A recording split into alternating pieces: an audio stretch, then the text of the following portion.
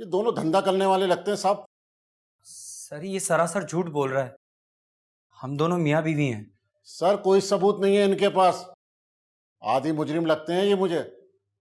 Sir आप इन्हें मुझे आधे घंटे के लिए दें, तोते की तरह फरफर बोलने लगेंगे दोनों। शाड़ा बानी, तुम अच्छी तरह जानते हो कि मैं तशद्दुद करने का बिल्कुल भी कायल नहीं। सर ये शक्ल से लातों के भूत लगते हैं, और इस लड़के ने तो काका सिपाही पे तशद्दुद भी किया। सर जी बड़ी बड़ी धमकियां दे रहा था, ये कह रहा था मेरी पहुंच ऊपर तक है।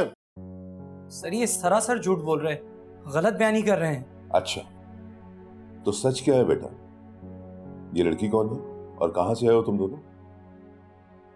दरअसल सर हम दोनों ने घर वालों से छुप के अपनी मर्जी से निकाह कर ली। इसी वजह से उन्होंने हमें घर से निकाल दिया था। देखा सर, खुद अपने मुंह से कबूल लिया इस लड़की को अगवा किया इसने। अगवा? सर मैंने कोई अगवा नहीं किया।